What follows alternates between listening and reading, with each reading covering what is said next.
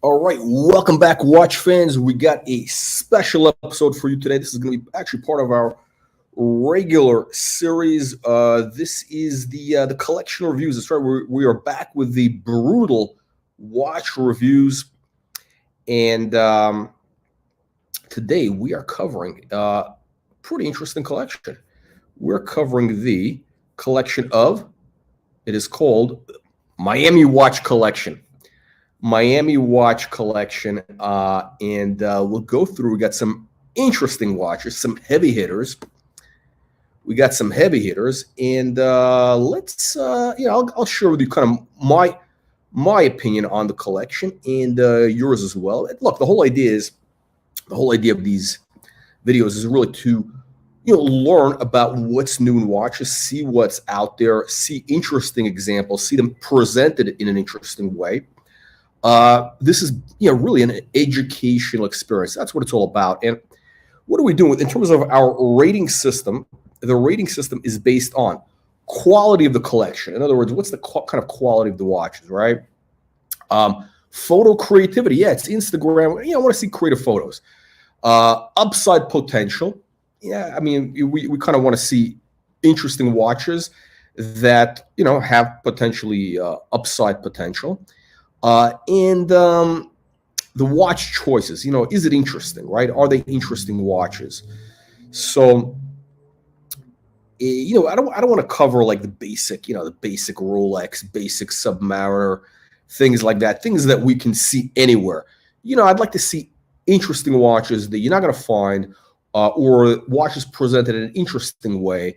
That's what this is really about. Or even maybe, let's say you have a watch, at least if it's a dress watch, put it on a interesting strap, right? That's what this is about. So let's get into it and make sure to share your opinion. Let's dive right into this. Okay, here we go. We got, let me pop this open over here. Let me get this on the full screen. Okay, starting off, we got the Patek Philippe Perpetual chronograph.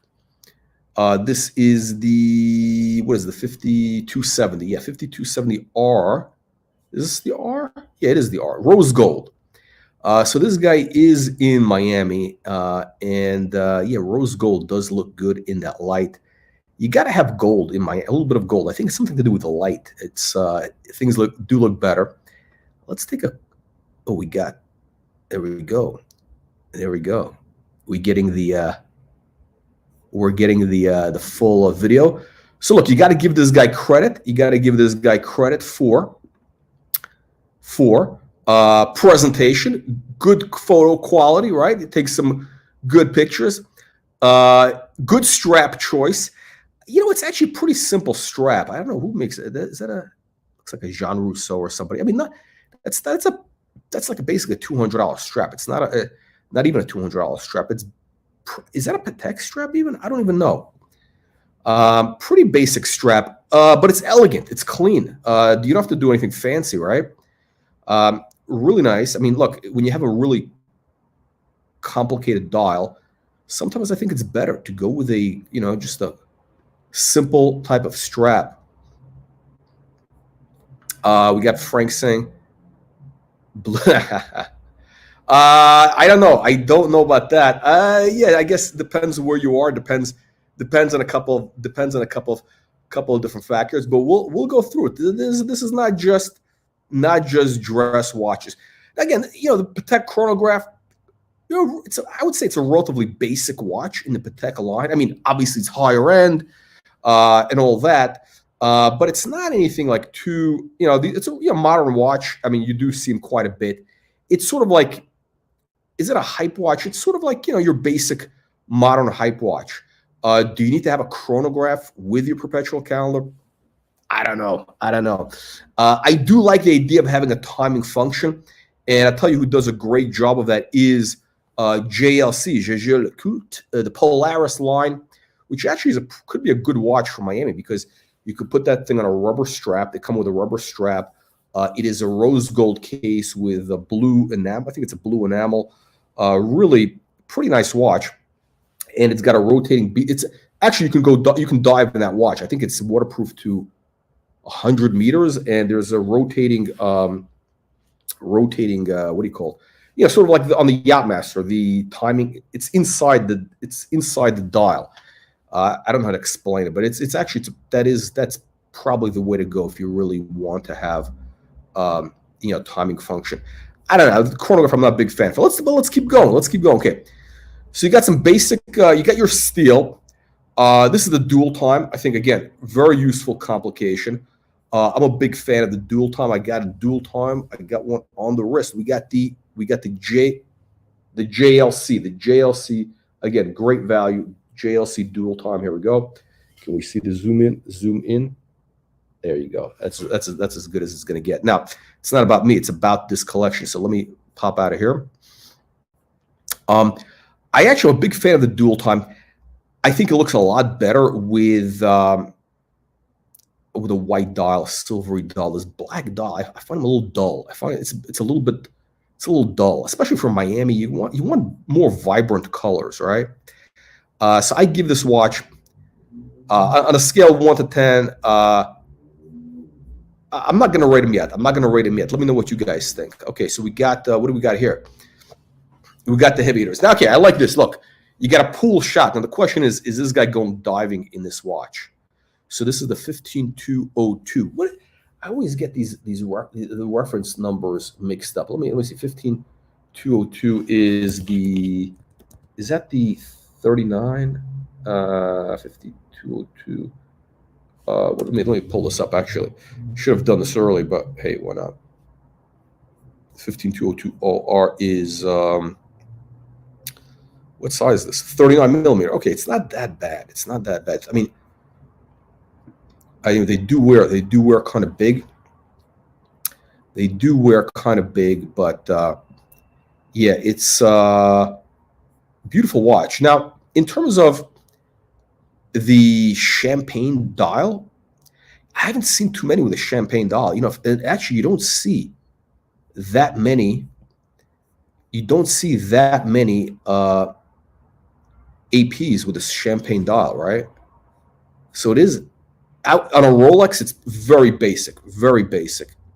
Actually, looks horrible on a Rolex. Here, it actually looks pretty good. I think it's again, it's that tapisserie dial. It just looks so. Everything just flows, because of all the geometry, the geometry on the dial, the bracelet, everything. It's such a perfect watch. What AP does. Interesting choice, right? A great shot. I love the pool shot with the rubber float. Great shot. So I give that. The photo gets a what do I get? An A+? Hang on. What is he saying? Okay, so 15202. Let's see. 18 karat gold, yellow. Petite tapisserie. Okay, so that's a boutique exclusive. That's why I haven't seen it. So look, I don't know everything about AP, right? So it's a boutique exclusive. Wow. That it definitely is a 70s vibe, the champagne. But I got to tell you something, this is so much better than what Rolex does. I think it's because of the tapisserie, because it reflects the light. You see, you got that white, you got the pop. I mean, just the way the dial plays with the light, just the way everything plays with the light, it's incredible. Look, he's got it hanging over the pool. Now the question is, would you swim with that watch on? That is a question. I don't know about that. This watch, I give it an A. I give it an A. I think it's a more interesting choice than the blue dial. The blue dial would be kind of basic, right? Kind of basic. Okay, now moving on. We got the what do they call it? The El Jefe, the boss. In case you don't speak para español, the El Jefe. Now I don't know this watch. I think this watch is garbage. Sorry, this watch to me is just garbage. What are they selling for now? Let's take a look. Is it like over 100 still? Wait. 59.90. What are these going for? What are these dogs going for? It's still over 100. I know there's a few like I see on Chrono 95, but let's just say it's 100 grand. It's $100,000 watch. Now, I don't know. I don't know. Is that a good value? Again, when you can compare to everything else out there. When you can compare to everything else out there. So you got a dual time function, which is good, right? You got a dual time function. You got a dual time. You got a calendar. But, you know, you got a dual time and then you got a calendar. You pay 100 grand for that. I got the same thing. I got a dual time calendar, and this is a better movement. It's JLC, and this is $9,000, rose gold. I got a display back. I could put on a rubber strap and go swimming. Now, again, you may not want to wear a dress watch. Yeah, put on a rubber strap. There's good rubber straps out there, but this watch, it's kind of a bulky watch. I'm not a fan of it. And the gray dial, I'm just not a fan of that watch. I understand it's kind of like, it's a hype watch, whatever. Everybody's into that watch. But it does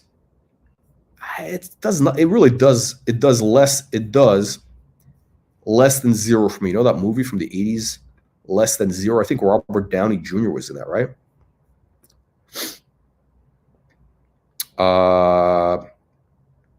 It's so hot in Miami.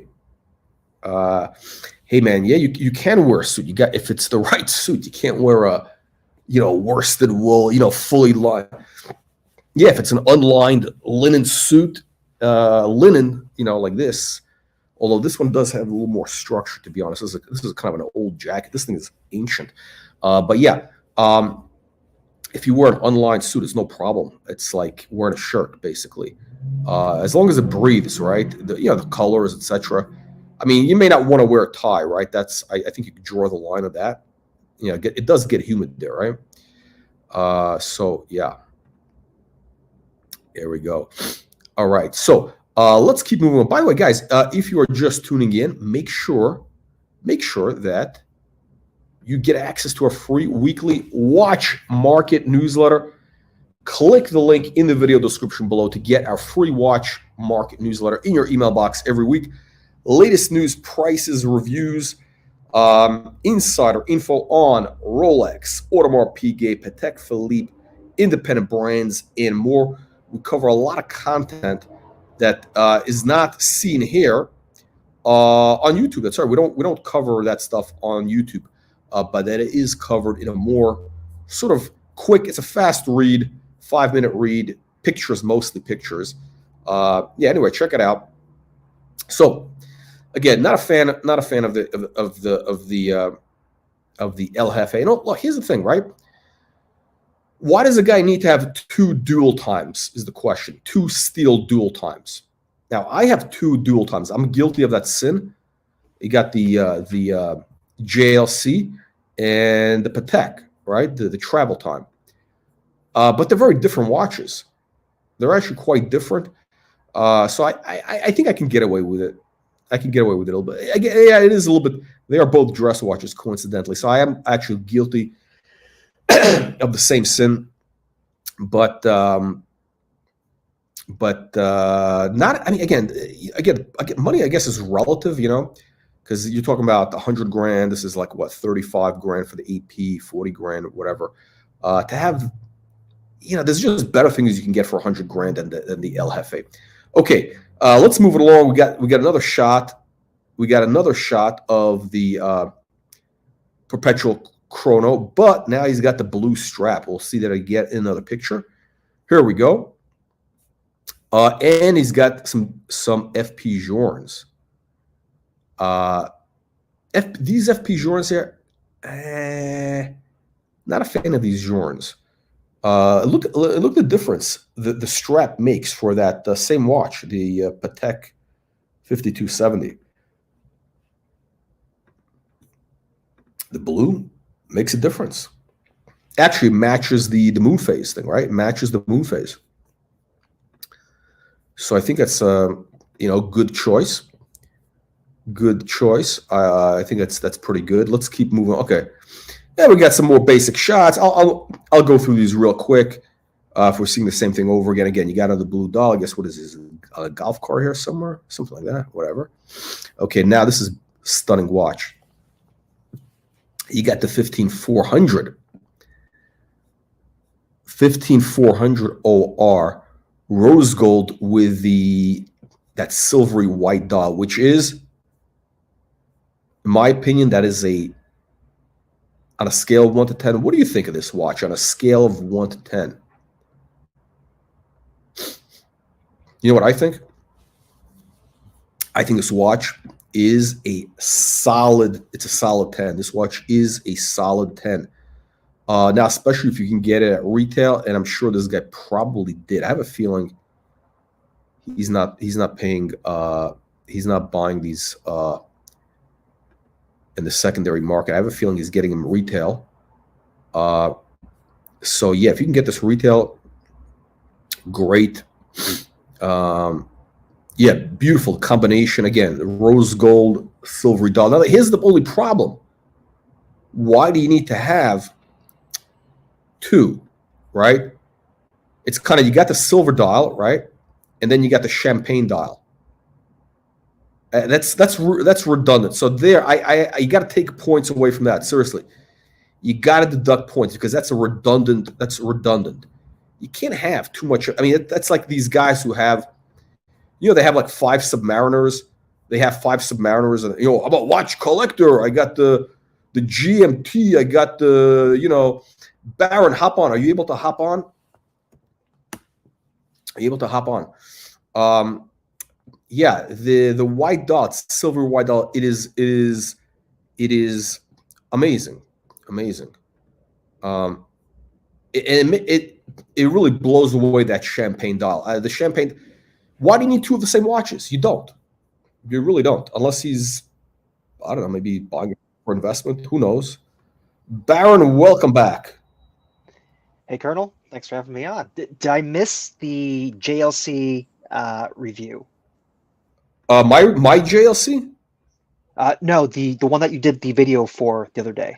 Oh shit! That was like a spontaneous thing. I just saw this thing. I said, I never saw that watch before. I've never seen it. Literally, listen, I don't know every watch that's out. I've never seen it before, and it's been around really 2 years in a different configuration.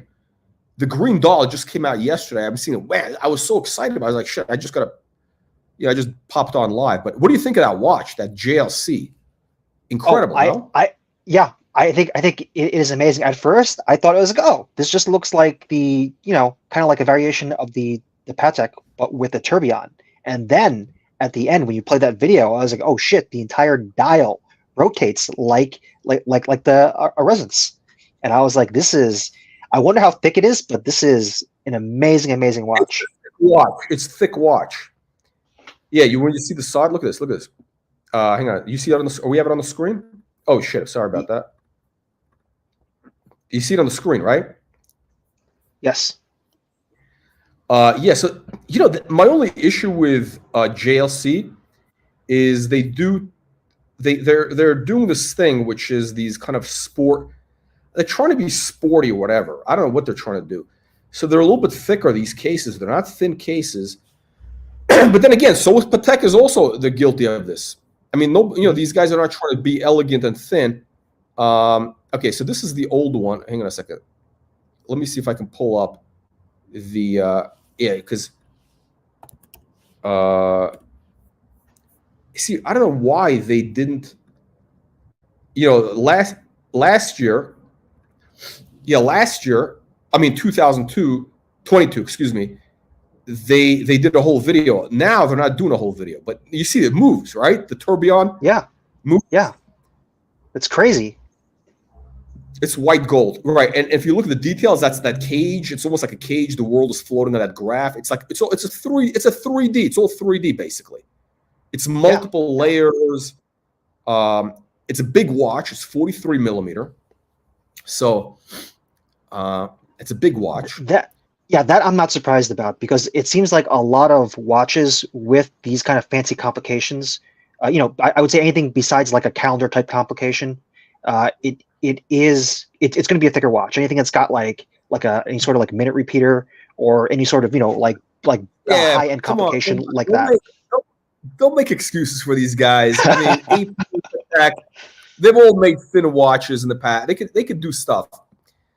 I don't know why they're doing, but look, here's the thing, right? Let's go back to the Miami collection, right? So again, this watch to me is a 12 out of 10. I don't know. It's just literally out of this world. It's a limited edition. I don't even know if there's any on the market. Like, there's nothing on Chrono. There's nothing online. It's probably excuse me. I got a bit of it's a 200,000. Yeah. Yeah. I think yesterday you were saying only something like 20 or something like that were made or are available. So yeah, 20 in each floor. Yes, I'm sorry, 20 in each what? 20 in this release with the green dial, and 20 in the white gold blue dial that they did 2 years ago. Okay. Yeah. So I'm not surprised. Like just worldwide, like 40 have been made like ever. So yeah, it's people that have these they're holding on to them. So look at the finishing. Okay, look at the finishing. First of all, I love the fonts. I love the fact that they do beautiful font. It's slightly raised, as you can see in the photo, slight raise. And look at that. What do you call the sand? You see, it's what is sand blasted. The white gold is standing out, sand blasted, kind of. Yeah, like on the dial of the steel Yachtmaster. I'm the bezel. The bezel. Yeah, but the way they do it is just incredible. Yeah, this is just beautiful. Actually, they do it. I think they do it. Let me see. They do it on a little bit to some degree on the inside of the clasp of the what do you call it, of the JLC. Okay, let me show. Let me see if I can pull this up. Okay, hang on. Can we? Okay, my camera quality. Okay, so right there, okay, that thing, it's kind of like got a little bit slightly sandblast. Some of them have more of that effect. I think it's more of that sand, but no, look, they did a great job. I think again, these things are amazing. But back to this thing, these are great. So here's the thing, right? And this leads us back to today's collection review, right? It's all about the 10 commandments of watch collecting, right? You got to have stuff that, a collection where everything kind of works, right? Now, this so far, and again, we'll rate it, and please keep track of it because you're better at this than I am, able to keep track of what's going on. But again, we want to see, a little bit of diversity, right? We don't want to see redundancy. So we're already seeing a little bit of redundancy. He's got 2 dual times in steel with basic bitch gray dials, which is boring, right? The AP has got the gray dial. Colonel, let me ask you this: for all of the reviews that of all the collections that we've seen, that are collections that are owned by men, so I'm excluding Crazy Kirby here, but of all the watch collections owned by men, it seems like there's a lot of redundancy in their collection. They have like okay, I like AP, I'm going to get like all the APs. Yeah, I don't see how some guys do that. I think it's that baseball card collector thing. It's the completionist, right, or whatever. I think there's probably women. Listen, we haven't covered women's collections or women's whatever, shoe collections or whatever, right?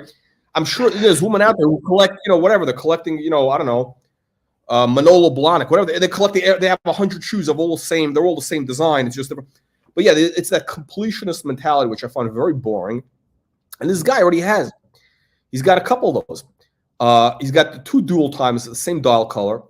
You got 2 Royal Oaks, 1 in champagne, which, I mean, it's a beautiful watch. But then when you have the silver one, this is just so far superior, right? Why not just stick to? You got to have editing, right? You got to have editing. And here's what I'm thinking, right? There's a lot of heavy hitters. There's some beautiful watches here, right? You get heavy hitters. I'm not here to you know, talk badly of this. I mean, there's some incredible watches. I'm just saying, you know, this could be edited, and you could have a really incredible collection. Because otherwise, this could be an A+ collection. It's not an A+ because of the redundancy. And you know what? Instead of having redundancy, you can have that JLC dual time that we saw. I mean, instead of having two, you know, kind of relatively speaking, they're kind of basic bitch dual times, right? The El Jefe, the Nautilus, and the Royal Oak dual times. I mean, they're relatively basic. They're not. There's nothing unique. Here, you got something crazy. You're never going to see this, whether it's white gold or the green. I'd rather have one of those than have, you know, the redundancy. That's all I'm saying. And yeah, that's what. Okay, so here we go. So we got a picture. Let's keep moving along. What is going on here? Some of, I think he owns some. No, maybe these are not. Maybe that's his wife. I don't know. The FP Jour. I really don't like that FP Jour. What do they call it? Elegante, whatever. I just don't like it. Oh, the quartz watch. Yeah, I don't know. It's just whatever. I don't really care for it.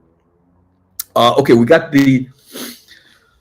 he's got the Patek annual calendar on the bracelet, which actually is a great choice for Miami because you can wear the watch. At the end of the day, you can wash it, right? Because it does get a little sticky, right? It gets sweaty. So, all right, so Colonel, what are your thoughts on sailcloth straps? You know, I have never had one, and I was curious because remember we talked about that. We were talking about that glasuta, the glasuta that has the sailcloth strap that I was looking at. How fast does it dry? Does it get wet? I don't know. So I think there's different. I guess there's a wide range of quality and material. From my understanding is if you get the higher end stuff, the backing is either going to be some sort of. Sometimes they use this kind of like waterproofed leather for the backing, and sometimes it's like a rubber. But the top nylon material is supposed to be woven so tight it's supposed to be waterproof. Oh, that's interesting. Okay, that's good to know. Yeah, that's good to know. I mean, because I don't want to wear a watch that stays damp for like half an hour, right? So so he's got the thing on the bracelet, which is great look. I think this is a rose gold. Right? I believe it's a rose gold annual calendar. It's hard to tell from the photo. It looks like it could be a yellow gold. It's hard to tell. Yeah, it's the thing about this watch is, I don't know. It's kind of an older. Again, he's got so many great watches. Like this one is kind of. I don't find it that interesting. The hands, I find them a little bit boring. These hands, they're a little bit old-fashioned looking. These, I don't know, call them sword hands or whatever. It's a little bit. I don't know. There's just better. I think there's just better things out there. I mean, this guy can have a perpetual calendar, right? It's not like I don't think he's. He has. I mean, he has. I don't think he's on a budget, right? I don't think he. I mean, everybody's on a budget, but I don't think he's, on a budget where it's going to make a big difference. So we got the Vacheron. See at the bottom, he's got the Vacheron on the beautiful white rubber strap. Imagine how good that white rubber looks with a rose gold or white gold Vacheron, one of those tourbillons. And he has a lot of bigger watches, so I'm sure he could wear that. What is it? What's the 42 millimeter that they're doing? That crazy large size. But let's take a look here. Okay, so he's got. Okay, we got the Royal Oak, which we saw. We got this Patek Perpetual. Actually, no, is this a Perpetual? No, this is the. No, it's a Perpetual. It is. I think it's a Perpetual. Yeah, it's a Perpetual. I don't like this. I never really liked this design. This kind of where you have again the windows. I'm not a fan of the windows. I'm not really a fan of the windows, but he's got. Let's see. Okay, so there is some redundancy here. You got two Vacherons. You got one on the wrist. You got one over here, which is a chronograph. Now, speaking of best of breed, I don't know. For chronograph, would you do Vacheron or would you just do a Daytona? I think I'd rather just do a Daytona, you know? I'd rather just get a crazy Daytona than a basic Vacheron chronograph, you know? I don't know. What about you? What do you think? Oof. Okay, so Oh, oh. I don't know. Okay, my opinion on watches in general is that even though it's a Daytona, it's still a Rolex, and even if it's like a Vacheron with a complication you don't need, it's still a Vacheron. And at the end of the day, if I had to choose between the two, I would rather have a Vacheron over a Rolex. You're a watch snob. You're a snob, basically. You want your bond brand. You want to have a fancy brand. Listen, I'm with you, but here's the thing. I think for chronographs, I think the Daytona is like best of breed. Maybe I don't know if maybe are they the most accurate? I don't know, but when I think of chronograph, that's the chronograph. It's Rolex, and for Daytona, I think it's okay to have one Daytona. I think it's okay to have one Daytona. Nothing wrong with having one Daytona, one Rolex, so that you can consort with the peasants. You know, he doesn't have any basic peasant watches, right? These are all heavy hitters, pretty much, right? He doesn't have any watches where he can, consort with the peasant classes. Now, the chronograph on an AP is a travesty because we know that they have issues, shall we say? They take up. It takes away from the beautiful dial, the tapisserie. I think they're just kind of garbage. You got a Vacheron dual time. Shit, how many dual times does this guy have? He's got a Vacheron. He's got 3 dual times that we know of so far. They're all on steel. They're all black or dark. I don't like that. He's got the Langenzone, which is, I don't know, ugly as shit. Okay, this shot here. Again, these are, relatively speaking, heavy hitters. I give this I give it a C because so much better. This is like this is over. What is this, like over 100? I don't know, 100 grand plus. I mean, you can do so much better for 100 grand plus, 120 grand. He's got another. What is the chronograph? What is this? This is the Patek chronograph perpetual. Is that what this is? I haven't seen one of these. I mean, I've seen one, but I never paid attention. I never paid attention to this. I never found this interesting. I don't know. Like, I don't know. It's kind of ugly. Yeah, it's too basic. Again, we got to take away points here. We got to take away points. He's got some heavy hitters. Why does, again, and it's redundant. You already have chronographs, perpetuals.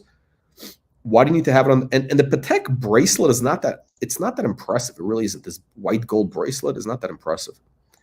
Again, you got the El Jefe. Kind of boring, right?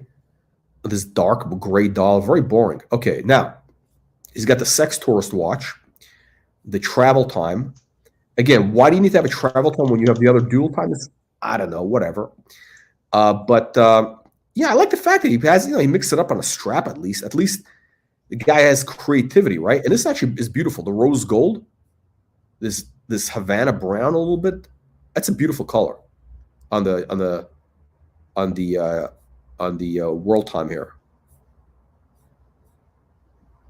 Yeah, it's beautiful. Yeah. Okay. Look at this. Oh, he does have a Daytona. Shit. Oh shit. He's got a Yacht Master. This is probably. You know what?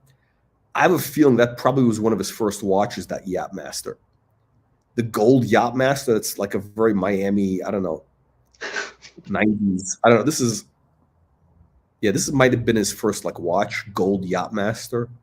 Mm-hmm. And that's kind of ugly, to be honest. It's the older model with that dial is, I don't know, the dial is, the index is not great, not great. Here's the problem with this photo, right? The problem with this photo is you have one beautiful watch, which is this Royal Oak, and it's kind of surrounded by relatively basic watches. I mean, it's taken away from that Royal Oak. You know? Okay, so that also I don't know. Okay, so just real quick, to go back to the Tom Brady Royal Oak I sent you, just because while we're talking about these right now. Oh yeah. Yeah, another guy from Miami, another tomato can from Miami. Yeah. So it's just the AP in general. It just seems like, I don't know. They're just putting out like weird things. I mean, they've got a lot of like misses as well as the hits, but they're trying like a whole bunch of different things. Yeah, hang on. So this is the watch, right? Yeah. So hold on. Now, is this? I haven't read the story or anything. Is this? Did AP do that? Is that a factory thing? I can't imagine he paid some bust down guy in downtown Miami to do this. You know, I can't imagine. So I don't know. I don't know anything about the watch. I just saw it on Reddit, and then I went to they linked the person's Instagram on Reddit, and then I went to their Instagram, and they didn't really have that much of a description. So it's just a 101, just like the I believe the Marvel watches that they put out were also 101s. I believe, I could be wrong, but yeah, I was saying, yeah, this is like, you know what, they have done some shitters, and maybe they did it for them. It's very possible, or somebody may have. Yeah, it could be somebody ordered it for. I don't know, but it is as you say, à la poubelle. Yeah. No, this is basically the watch is ruined. I mean, who would buy the watch? What, you got to be a Tom Brady fan? Are there like real super fans for these guys? Are there like super fans? I don't know. I don't think, not at that level where they would.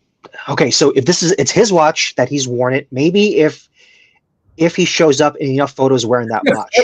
Is he a flipper like Stallone? Is he trying to do a flip? He would have to actually like wear the watch for like a year and just be like in all these photos wearing that watch. He's got to be photographed. Yeah, he's got to be photographed with it. No, actually, that could be smart. I don't know, but it probably costs so much to do it to do it customized that if he sold, and there are guys who are big football fans or whatever, like Texans. People in Texas love football, and they collect all that garbage. The rings and all that trash. And some guy would pay money. And Tom Brady is still relevant. He's going to be around a very long time. I think so. He's in good health, right? So, the watch, I think, is going to have value. But yeah, it's a weird. Okay, so my problem with this photo is, why would you have? What would you have? Actually, no. They're all different, right? You got a couple of time. Actually, no, they're all different. They all have different functions, right? You got a chronograph, you got annual calendar, you got a timing function. But yeah, I guess those two Rolexes are probably his first watches. That's my thought. That's what it looks like, because they're definitely older watches. But yeah, that Royal Oak is so beautiful. Okay, what is this? I don't know what's going on here. I have no idea what is going on here. Yeah, the gray dial is kind of ugly. Gray dial on a Royal Oak, just, I don't know, just I know why somebody might think about it, because the steel, it kind of goes. He's got a Breguet. Now, what do you think of him now? Now that he's got a Breguet, and of course he's got that Breguet, the tradition. Of course he's got that one. Rose gold. And on a nice strap. He's got a nice strap on it. We'll see. Maybe we'll see more shots later. Look how big the watch is. You can't tell from these photos, but I think it's kind of hanging over the wrist. No, it's a big watch. It looks like it. Yeah.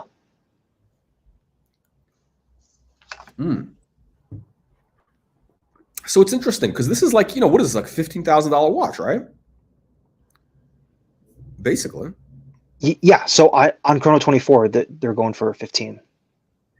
Yeah, 15 grand. It's interesting. This is a $15,000 watch compared to this other stuff, which is all like real high heavy hitters. I mean, it's kind of, but it looks like it fits right in. It looks like it fits right in. Right? It doesn't look like the cheap watch. If anything looks like the cheap watch, it's like the previous one with the Yachtmaster or the Daytona. This looks like it fits right in the collection. Beautiful watch, no? It's very It's congruent, shall we say? Congruent. Okay, here we go. Look how good that World Time looks. I love that model with that. What do you call the cock ring? Is that what they call the Okay, clock? I think that one it's called like an observatory hand. I think when it's got like the extra big circle. Yeah, I actually like it. I like it. I mean, listen, the JLC is far superior design, but it's nice. I really like it. It gives it a kind of a vintagey type of look with the gear. It's beautiful. I think this is rose gold. Yeah, it's rose gold. Everything here is rose gold, which is, yeah, it's great. Yeah, no. Oh yeah, his annual calendar is rose gold. So, yeah, see, it's rose gold. Actually, you know what? It's kind of growing on me. It's the dial is just a little bit old fashioned, kind of, but because it's rose gold and on that bracelet, it does look a lot better compared to on a strap. It would. Yeah, can we zoom in again on that photo? I just want to get a just another look at the hands. So okay, so this I don't know. This one it looks a lot like a blunt palm, just from like the hands and the arrangement of kind of like of the dial. Well, I guess it's a normal arrangement, but it's also got that plus minus power reserve. So if they change the numerals and the sticks to Roman numerals, you could tell me it's a blanc pan. I wouldn't think twice about it. You just ruined it for me. Yeah, it does have the blanc pan look, but they don't copy from each other. But good choice in the strap. Okay, let's keep moving along here. We got the Langenzon, which again, this watch doesn't fit in with Miami. It's like it's a very Germanic watch, right? Like very rigid. Everything is very like very, look at the numbers. Everything is like I don't know. Just he's got some dog. It's probably a German hunting dog also. Maybe that's what it is, right? So it works with the dog. The dog is a lot better than this. This watch is, who the dog in the photo is? It's this watch. This watch is a super dog. It just doesn't fit in with the collection. It really doesn't. I guess maybe he wants to have a variety. Doesn't want to have all gold, So you got to give the guy credit. It's not this monochrome look where everything is one color. These guys, they have the basic, all steel. It's basic. Okay, now this is okay. Actually, this.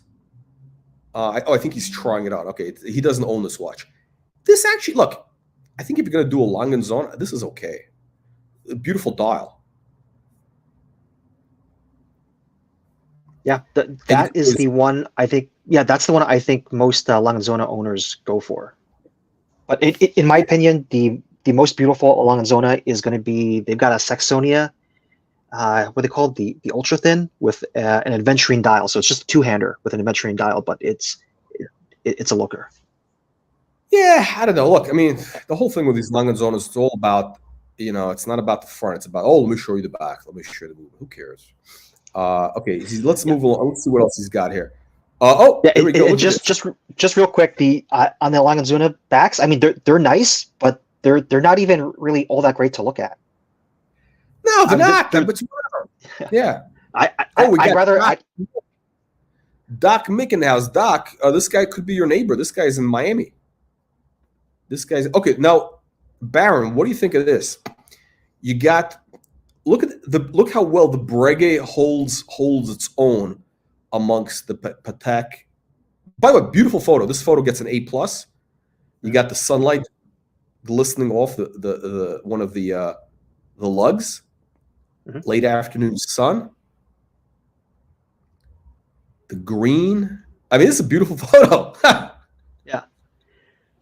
All right. Just looking at it, right? If I didn't know what brands they are, I would rather have, of the two, I would rather have the Breguet, just because I think it's just more visually stunning than the it is. The Patek. It is, and especially look, let's face it, the guys in Miami. So people, you're wearing usually, I don't know, short sleeve shirts usually, right? People see your watch.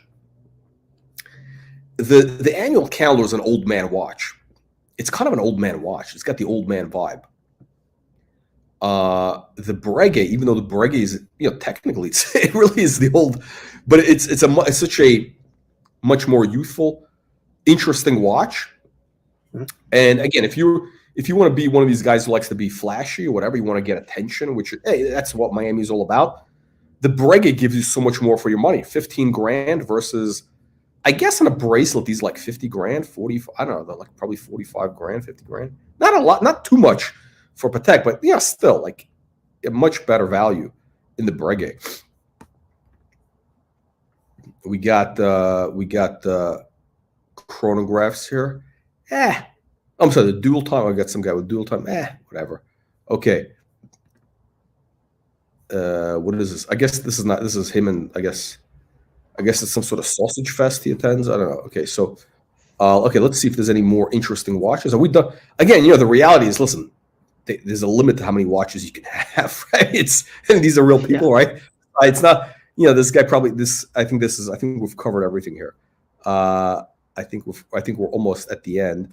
Okay, we got one more shot of the 5205. How much are these going for? Let me see. Let me take a look here. 5205. I never really understood that watch. It's a little bit. How much are they? Oh, they're cheap. I mean, oh shit! It's an annual calendar. Why did I think it's a perpetual? Yeah, I don't know. Okay, it's an annual calendar. Oh fuck yeah. Okay, it's an annual calendar. 30 grand. The 30 grand or more. I mean, in rose gold, it's more, whatever. But yeah, I don't know. Like this watch, how big is? I bet it's 38 millimeter also, right? Is it 38? It is. I think it's 40. Let's find out. Oh, it's 40 millimeter. Yeah, it's ridiculous. Annual calendar, 40 millimeter, the big lug, so it even wears bigger. I don't know. I think it's kind of a dog. I think it's a bit of a dog. And these are what, in the 30s. I would say the 5396. If you're going to go with an annual calendar, why not just go with the 5396? How much are the 5396 Rs right now? Low to high. Yeah, check it out. Would you rather have what he's got, or would you rather get this? Again, it's a white dial, so it's a little bit, it's not as stunning as, 30 grand. Or you can go with a rose gold blue dial. This actually is okay. Instead of the diamonds, you get just indexes. Mm-hmm. So 40, they're roughly the same price. I don't know. What would you rather do? Would you rather get what he has, that annual calendar, or would you rather get the 5396? If the money's the same. Yeah. Okay, so I'd have to see it on wrist just to see what the lug situation is, but they're both big. They're right both now big.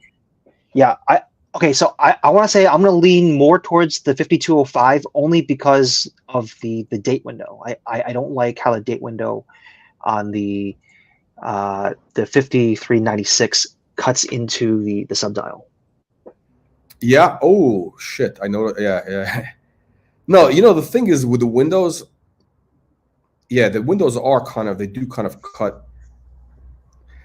Yeah, it is. When you look at the watch, it is a pretty nice watch. It just, yeah, I mean, the price is definitely coming down on these. Okay, this is the way to go, I think, on a bracelet. Now, this looks good. For 56, look, see, here's my thing with this guy, right? Would you rather have, his annual calendar? He's got that old man annual calendar. He's got the newer annual calendar on a strap, or trade both of those watches in and you get one of these on a bracelet and you have money left over. You know what I'm saying? It's like just a choice. Full set, by the way.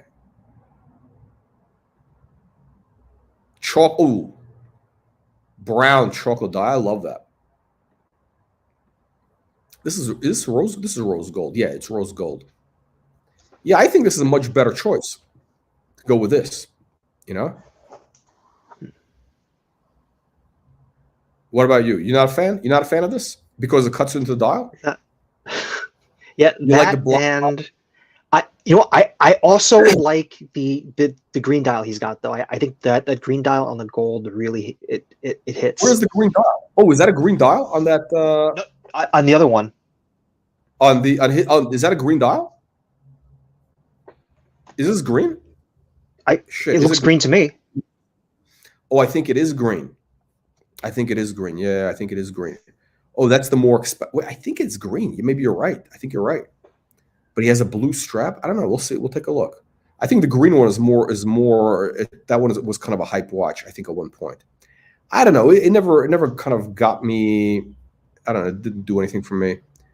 Let's see. Okay, now look at this. He's doing, I don't know, between the Lange and the Breguet. What do you think? Oh, Breguet. I generally don't like Alangazuno.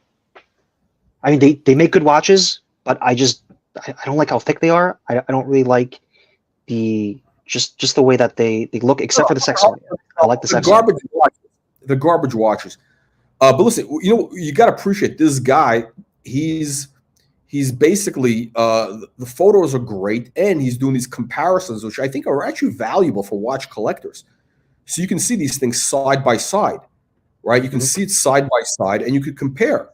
And it's very clear that the Breguet really holds its own against watches that are considered much more sophisticated, important, or whatever, expensive, what have you. There you go. Yeah, it looks really good. The strap is great. Listen, great choice on a strap. That it really gives it a much more fresh look, more contemporary look with that. I don't know, whatever color that is. Taupe. I don't know, beige, white. I don't know. Looks great. Great. The photos here. I mean, listen, the guy takes great photos. Photo quality. I give the photo quality an A. I give the photo quality an A. Now, what is this disaster? Special thank you to Watchbox for hosting us. I guess he went to some event. Mr. Thanos. I guess they went to some event trying to sell you these shitter watches. I mean, it looks like a gimmick. Does it look like a gimmick to you, this thing? Yeah, it looks like it's like something like Star Trek watch. It looks cheap with a blue. I don't know everything about the tomato. There are collectors that are really into that brand though, the De Bethune brand. People are like really into it. Are they really into it, or are they saying it? Are they saying it? Is it the what do you call it? The Watchbox people are trying to like. I think they got a bunch of shills out there saying. Why wouldn't they do that? Why wouldn't they have shills? You know how easy it is to get a shill. I mean, listen, if they paid me, money, I would do these and say, "Oh my God, I just got a De Bethune. We got to do an unboxing. We're doing an unboxing of De Bethune. Let's compare De Bethune to my Patek perpetual cat, whatever. I don't know, whatever it is, right? Yeah, and then after I do the video, I send it back to them, and they send me. I don't know how much would they send. How much would you think they pay these guys? I don't know. Probably like next to nothing. I mean, they get like something just to have to unbox. They make some content on it, so they got that. Okay, so but real quick though, I was watching. Was it the Watch Hangout the other day? Maybe like 2-3 days ago. They had this guy on. He's a dentist. I don't know where he lives, but he lives somewhere rural. And he's a dentist, and he's been to watches. And then his two big heavy hitters. He's got an RM, and then he's got a De Bethune, and then he's really into both those watches. I mean, not to kind of like collect all of them, but he's got one piece of each. Okay. So there are people that are into it. I guess it's from that sample size of one. No, for sure. No. Listen, every watch has people who are into it. Let's just be like, every brand has their fans. How much of it is real? Like, I mean, there are fans. I think they're just drinking the Kool-Aid. I think they're drinking the De Bethune Kool-Aid. Maybe they like it. I don't know. Maybe they just like it. I mean, they've done some kind. I don't know. I just think they're fucking waste of time. It just tells you these dentists are getting paid way too much. That with an RM. Let's see here. Oh, and Okay. the best part, that dentist, hanging like right behind him, he had a Picasso. It was like a drawing of his Picasso's like secretary. I think that's how he explained it. Oh, okay. A drawing or like a print? A drawing or an actual drawing with pencil or pen or print? It looked like it was a drawing, not a print. He said it was, I forget what he said, but it was like 1 of 7 or something like that. Oh, then it's a print. Oh, it's fucking garbage. Yeah, I mean, not garbage, but it's like, yeah, I mean, no fucking dentist in middle of nowhere is gonna have a drawing. They're gonna have a print. Yeah, they'll have whatever. I don't know, some bullshit. $50,000. I mean, obviously it's real money, but like, fuck dentists. I don't want to hear about dentists. Okay. Actually, no. I'm making a joke. But no, the dentists are very useful. Listen, can you imagine where we would be without dentists? I mean, teeth are extremely important. That's like one of the most important. It's the cornerstone of good health. I mean, yeah, you can't eat without teeth, and if you have teeth problems, it's unpleasant. So yeah, good dentists are very valuable. Okay, that's it. We've covered this whole tomato can collection here. Okay, what would you rate this on a scale of? Should we do 1 to 10 or A to F? Let's do A to F or 1 to 10. How do you want to do it? Let's do A to F. I think it's a softer rating scale, so people won't get butthurt. Doc Mick is also saying it's a Star Trek watch. Doc Mick, why don't you hop on? I think he's I think Doc has some serious watches. I think he's got some serious watches, right? Okay, so A through F. I'm okay doing brutal watch reviews. I'm okay to doing 1 to 10. But okay, we'll do A through F, just like in school. A through F. Doc Mick rates it a B plus. Okay, and how about you, Baron Red? I'm gonna give it just a regular. Wait. No. We got to rate. We got to do this scientifically. We got to do it scientifically here. So it's based on a couple of factors. And Baron, I'm sure you're gonna have input on this. So tell me if I'm missing. I want to rate based on the 10 commandments of watch collecting, right? Quality of the collection. What's quality? Okay.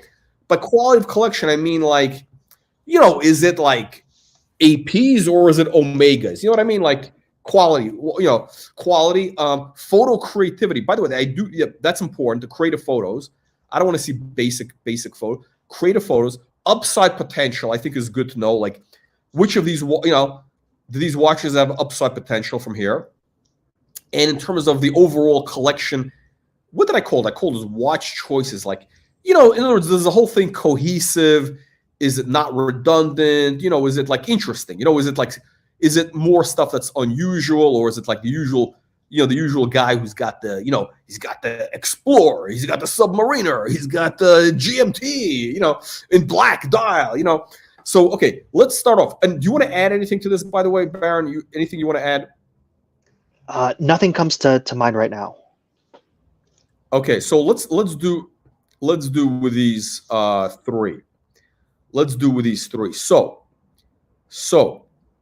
hang on a second. We got a comment here. Old-fashioned Dandy. I bet this guy's got a pocket watch. Does this guy have a pocket watch? Dandy, do you have a pocket watch? What do you got? And do you wear it on a chain?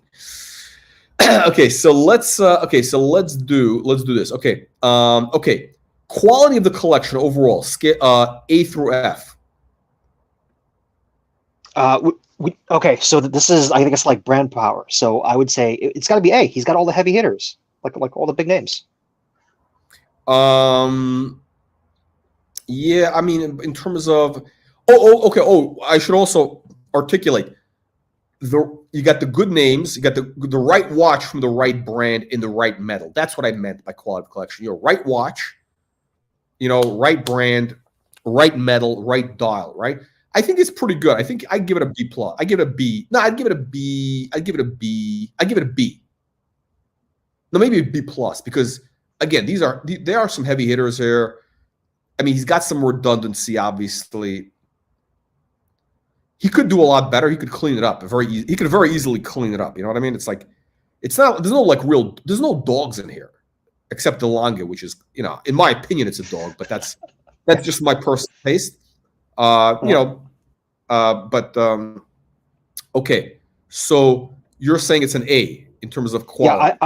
Yeah, I'm gonna keep it as an A. The only way I'd give it an A plus is if he got rid of some of the watches and then he got in some like the higher end, even more obscure brands. Like he had like a Vought and Lanin, and I'd be like, all right, no, this guy's like a real heavy hitter. I would deduct points for the Vought. I would deduct points for that. I would deduct points.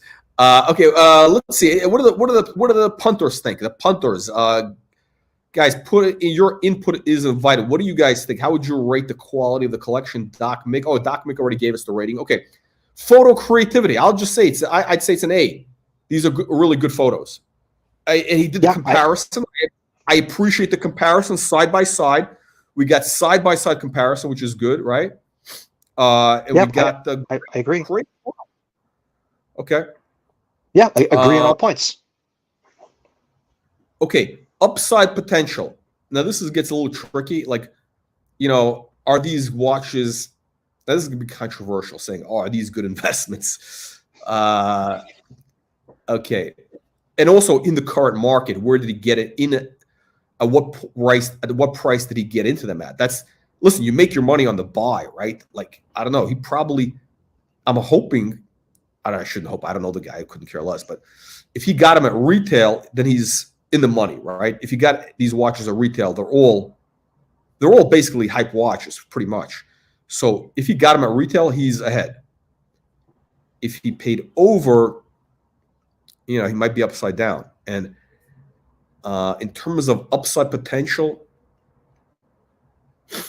I really don't know, to be honest. I mean, like, you know, I think a lot of these watches, like watches that have been kind of hyped or whatever, like, you know, the chronograph, whatever. I mean, they're great watches, but I don't see like these things like going up over the next 2 years, like from where they are today. Like, I mean, over time, I'm sure they'll do okay, like a couple percentage. You know, they'll keep up with inflation. I don't see them. I don't see them as investments, to be honest. Now, if he paid retail, if he got them at list price, if you got them at list price, he's ahead. Except in the case of the Breguet, then he'd be upside down bigly. Yeah. I don't know this guy. I have no idea. I don't know, but just I always feel like, you know, when people have these extensive collections of high-end watches, yeah, you know, I gotta think like, yeah, it's not about like, oh, is this no? I think it's real. Also, his collection. I mean, if you add it all up, it's not like that. I mean, you know, relatively speaking, it's not a crazy amount. He's got it's probably about 500 grand in here. 500 grand, roughly, which is, I mean, it's a lot. It's a lot of money, but you know, I'm sure the guy's doing okay. Like, I don't think he's worried. You know, and also, it was probably over a period of a year. You know, it's yeah, I think it's you know, it's like it's and it was, if they drop, I don't think it's going to affect his lifestyle. You know what I mean? It's like if these things drop by 50%, you know, like you said, it's a luxury. It's just like, you know, okay, what is he driving, a Defender, a Range Rover Defender? It's like a kind of a hype car, a slightly hype car. Yeah, I don't know. It's like I don't see these as having like. There's nothing here. None of these watches have like a real catalyst. Is what I'm saying. There's no catalyst for any of these watches to like move over the next year, like in a big way. They're all kind of, you know, maybe stable. Like this is a beautiful watch, but is it going to be going up over the next year? I mean, you know, it's probably going to be stable. It might be kind of staying in this range. I mean, these are all hype watches, right? They're all. I mean, everybody who wanted them is already in them. You know, I don't think there's any fresh money coming into these watches. Everybody who wanted them already bought one. Yeah, with the exception of the Breguet, which you said, you know, who's that guy? Were they out of London or something that are trying to hype it? There was a guy, some guy from Utah. What the hell is his name? You know, the guy, Bruce Williams, I think it is. He's got a watch channel, big watch channel. Mm-hmm. The Breguet, but I don't know if he paid retail, then he's upside down. I don't know. I have no idea. But if he bought it in the current market, I think that watch could do okay.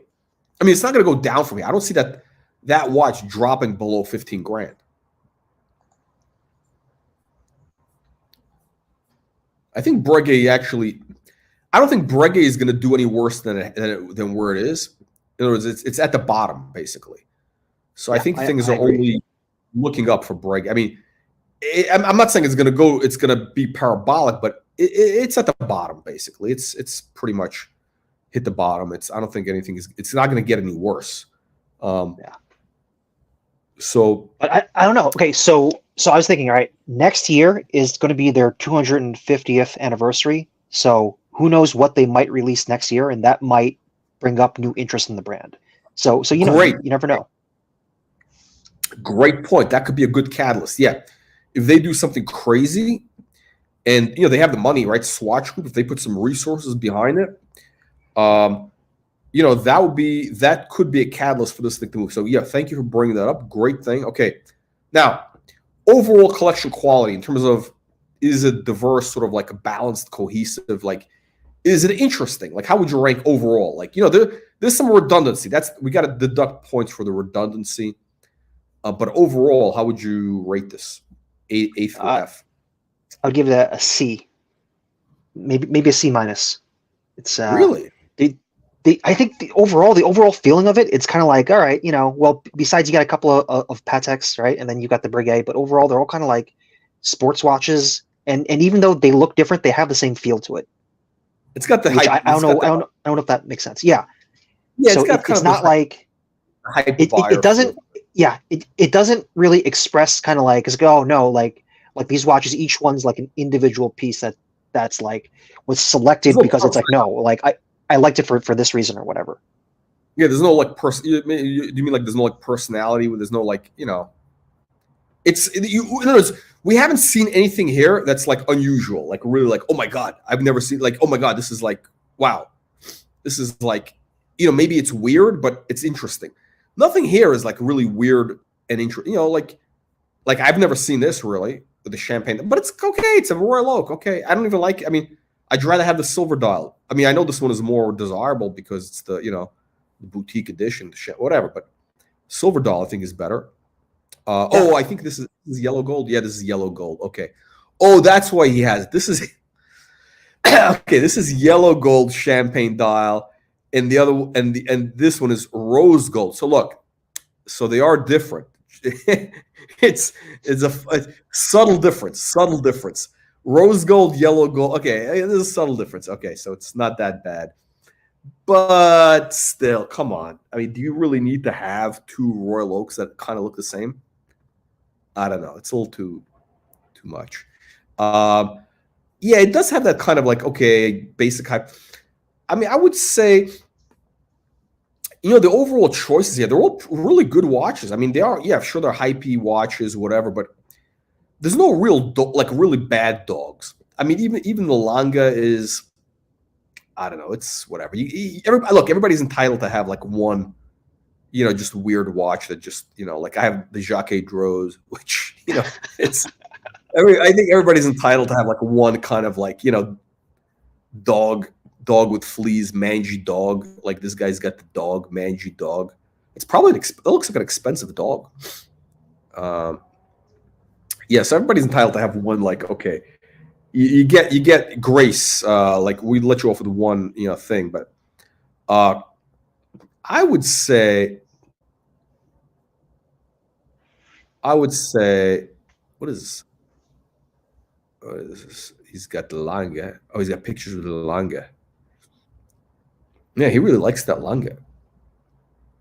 Oh, he's got the Kohls sculpture. Oh, this is so Miami. He's got the white.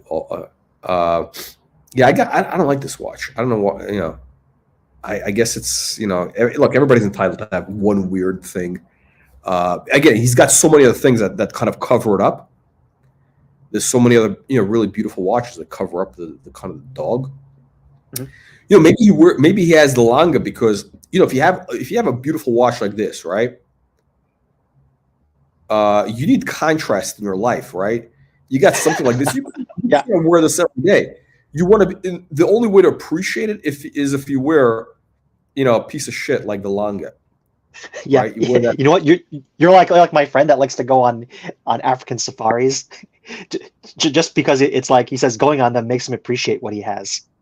Yeah, yeah. No, it's like it makes you appreciate it. I mean, look, it's you can't wear the breguet every day. You wear the Langa, you kind of appreciate the overall. So I would say the overall collection. How should we say? Watch choices. What did you say? You said it's a C. I think it's a C. Yeah. So I would say Kirby, right? She's an A+ for her collection. Yeah, she's Like if I had to, yeah. yeah. So if I had to look, at just the collection like all day for 8 hours, I would have no issues looking at Kirby's collection. But this collection, I'd get bored after like half an hour. Yeah, exactly. Okay, yeah. So I would say I'm like again, this heavy hitters, but it is kind of like the usual suspects, kind of the usual suspects. So I would say C plus, maybe B minus. I would say C plus, B minus because I love this watch. It's Okay. Yeah, I really do love the watch. The rose gold with the watch. It's great. It's just a beautiful watch. And yeah, I mean that's actually the only watch personally that I would wear is really that one. Yeah, I think it's pretty much that one.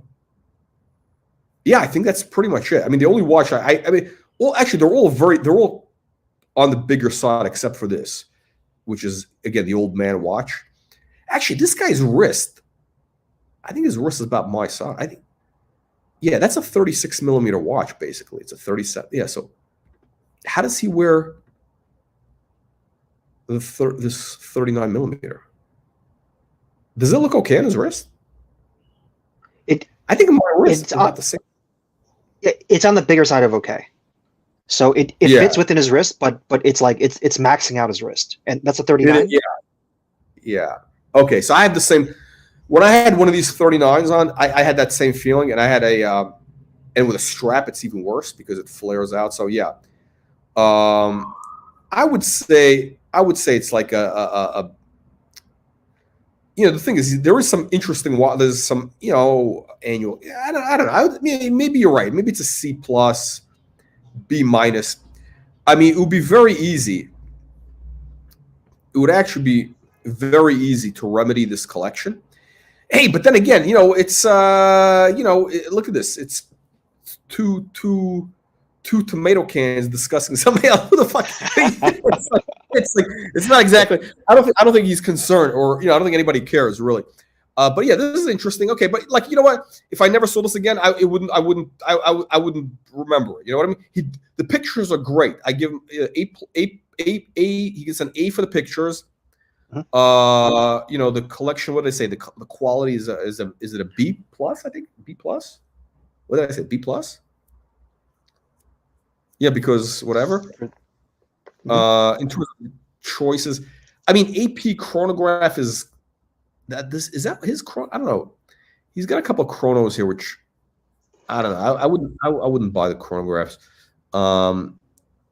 And also the El Jefe, this is such an ugly watch. 59.90. But you keep going back to it. No, I just bring it up because it's so ugly. I just want to bring it. I just want to show it. It's a dog. I think it's a dog. I don't know why this thing was like a hyped watch. You know what? It's a big watch, and I think in rose gold, it makes a big statement. Yeah. but it's just a dog. It's just a brick dog. I mean, listen. You know what? For these watches, he could basically have a Nautilus perpetual calendar. The white gold. And maybe Daytona and something else, and that's it. And have some real heavy hitters instead of like compromises. As Archie were like, compromises were made. No, there's definitely no. The annual calendar, I would dump. I mean, maybe it has sentimental value. It could be from his dad or something. You know, it doesn't fit in. That annual calendar, it really doesn't fit in. It's like a very, yeah, it's kind of a, yeah, it doesn't fit in with these modern hype watches. It doesn't fit in at all. Yeah, I don't possibly. know. I don't know what it's doing here. It's probably like a gift. So, yeah, it doesn't. Something doesn't make sense here. Maybe it's who knows. We don't know the situation, but yeah, this is a beautiful. This is the rose gold with this like Havana, the brown.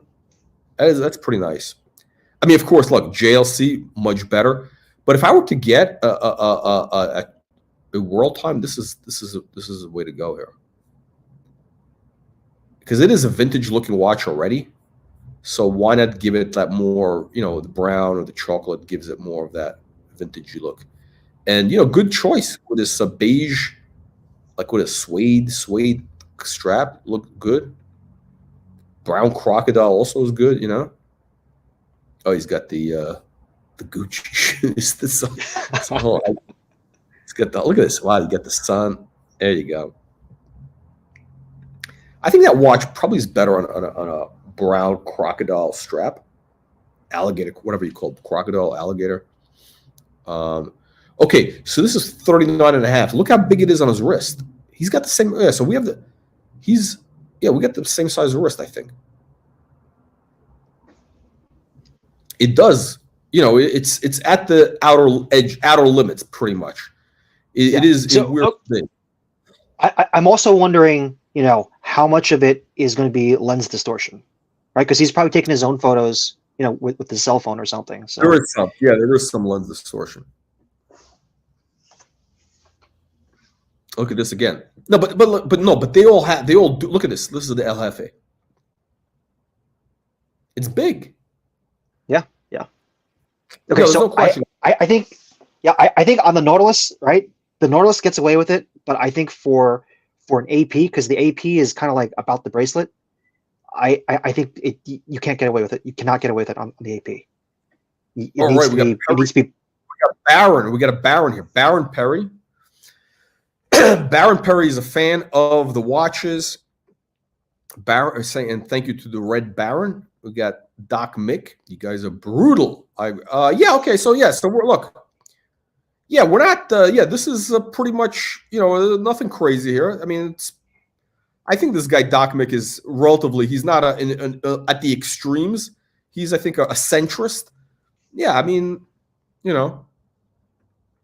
So we're not being nothing too extreme here with this.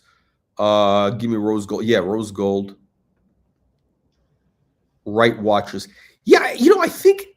They're actually big watches. Somehow, you know, I think also could be in the mind, you know, like, you know, if you're used to wearing a certain size or whatever, you don't want a watch. But maybe this guy is like, he grew up wearing bigger watches. So, you know, that's okay for him. I don't know. I don't know. Oh, he's joking. Oh, he's joking. I agree with how you value. Thanks. I don't know. He's saying, is he saying we're too brutal or not brutal? I don't know. I don't know what. I don't know. I don't know what he's saying. But anyway, all right. So that wraps it up. Let's see. You want to cover anything else before we hop off? Anything else you want to? Any other current events? Sylvester Stallone. You want to talk about Sylvester Stallone? I don't have any comments for Sylvester Stallone and his watch flipping, but he's getting rid of his watches. I don't know. Like, you want to fill us in about you know, your trip to New York? Like, did you get a new strap at Jean Rousseau, or what's going on? No, you know what is? I was actually going to go to Europe. I was only there for a couple of days, and by the way, Jean Rousseau, if these people are watching, nobody picks up the phone there. I remember I had this issue with them before. The New York office is like, I don't know, they're not very well organized there.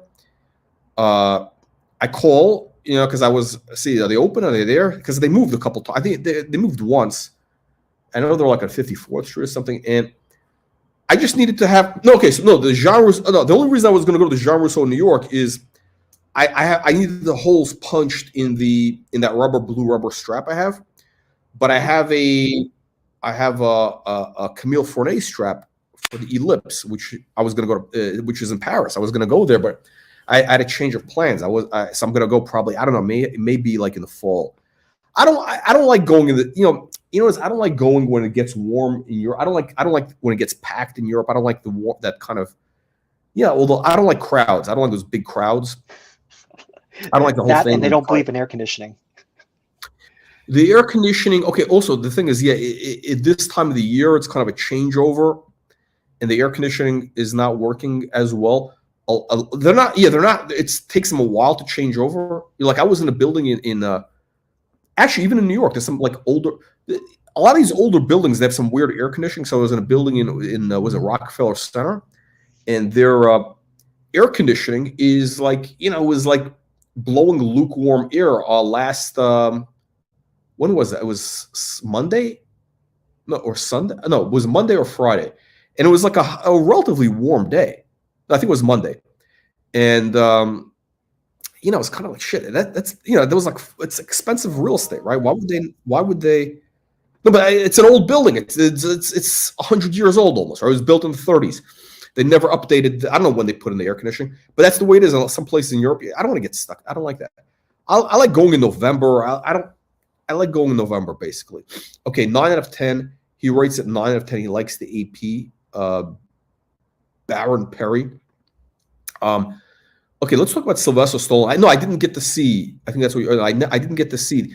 They're going to be showing that in June. I might actually be in New York in June. I might go there in June. Yeah, let me know. I'll be there June 8th, the Saturday, until I don't have a return ticket yet, but probably I'll fly back on like the 24th or 25th. So if for free, we can get dinner or something. Okay, well, this sounds a little homoerotic for me. Dinner already. That's all right. We can get lunch. We can get lunch on a weekend. Okay, brunch. What is this? This is hey, I don't know. By the way, so here's the thing. One of the things I actually wanted to do while I was there is I wanted to drop off the Patek, the 3940. Service. Yeah. I call them up. You got to you got to book an appointment 2 weeks in advance. I'm not, I'm not good with that 2 weeks in advance. And they said, or you can go to drop it off at one of our, dealers, and they'll bring it to us, and then, they'll charge you a little for it. Like, fuck, I'm not gonna drop it off at an AD and then pay extra for that. I want the full thing. I want to go to the Patek place. I want to talk to Patek. I don't want you listen. I mean, it's like I don't want to. Yeah, it's like too. It's like, why should I? Yeah, well, fuck it. I'm already there. Why wouldn't I just? Hang on, where's the watch? Okay, here we go. Yeah, I'll just fucking go to Patek. I just got to book it so far in advance. It's like that is a bit of a. I just want to drop it off. I don't need to talk to them. I don't need an appointment. And all right. No, I really don't. Just as a thought, real quick. Going back to the appointment at Jean Rousseau, right? About getting through. So I wonder, do you have an Amex Platinum? Yes. Can you try using their concierge service to have them book the appointment for you? I don't know. I don't think they're that. I don't think they do that type of thing. Do they think they? I've never used their concierge. I've never actually used it. I mean, it's free. It's free. Really? Just call them up and see if they do it for you. Yeah, the concierge service is free if you're platinum. I think they do. Yeah, I don't think they do that. I mean, I don't think they do. I don't know what they do. I think it's a bullshit. Listen, as far as I'm concerned, I think that card is basically a bullshit card. I mean, it's a very expensive. Yeah, it kind of is. Hey, look, you know what is like? I think at one point it was like a kind of a prestigious thing. Today, everybody's got one. Yeah, in the 80s, back when Amex used to mean something, it was. Yeah. No, it was a big thing. I remember. Now, hold on. Did I have one? Oh, no. Okay. Yeah, actually, I had one twice. I had the first time a long time ago, and how shall we say, we had a falling out with Amex, or we had a bit of a falling out, and I think I was blacklisted by them for a while, and then I got it again. But I remember when I first got it, it was still relatively. Listen, let's be fair. Look, you probably whip out the card because when you're on a date, you whip out the platinum card. It makes a bit of it helps, right? It's worth paying $50 a month for that. Yeah, if you're dating a gold digger. No, it has a little thing. Especially look, listen, the reality is people do look. If you're having whatever a meal with somebody, they do look how you're paying. They do look at your card. They do look at it. And just because it's noticeable, that not because they want to see what, but it's just they see something, right? I mean, they're gonna say, I don't think it makes a difference, whatever. But here's the thing: the lounge is actually pretty good. It was very bad. The lounges are worth it, basically. For me, the lounge thing is really worth the money. The airport lounge is really worth it because yeah, especially if you're flying once a month, to use their lounge, it can make a big difference. Especially like in shithole countries, it makes a big difference. Yeah. If you're in a shithole country, like you're like in London or something, their lounge is really good. Good food. Yeah. I mean, you don't stick at a disgusting lounge or like JFK. You know what? I just realized, because I just started flying with Delta. I used to fly with JetBlue. Like I used to fly when they first started. It was great. JetBlue. Did you ever fly JetBlue in the early days? No, not in the early days. No. So JetBlue was, when they started, it was great. They had good prices. I mean, the prices were cheap. They had good service. They had good snacks. They had their own blue potato chips. It was great. It was really good. And after the original founder CEO left, they went downhill, and then it really got really bad. I mean, they fell off the tracks like in the last. I mean, it's garbage. And their airport, their terminal in New York is disgusting. You gotta wait in this massive line. I'm just done with JetBlue. Okay. By the way, JetBlue, if you're watching this, yeah, I'm gonna keep this PG. I'm not gonna use any bad language, but yeah. I'm not going to use bad language, but JetBlue is a horrible airline. It's gone way downhill. It was great with the original founder. But I started just recently, I don't know, for whatever reason, going with Delta in the last... the reason I started with Delta was because I got stranded on a flight with JetBlue, and I went to Delta, and wow, so much better. It's like such a world. It's like going from a Toyota to a Mercedes. So, service-wise, it's like going from a Yugo to a Rolls. I mean, JetBlue has zero service. You call them up, you could never get anybody on the phone. They're a bunch of tomato cans at JetBlue. But Delta, yeah, you get them on the phone. They pick up the phone. You talk with a human being. Great. It was great. I even got an upgrade my last flight. it was great. Great. And so their lounge, the Amex lounge, is right as soon as you get into that, Terminal 4, whatever it is. So if I'm going with Delta, it's like right as I get out of security, I go to the lounge. I can eat there, have some drinks, and it's great. To me, that's worth paying $60 a month. Basically, is what it costs. So yeah, but hey,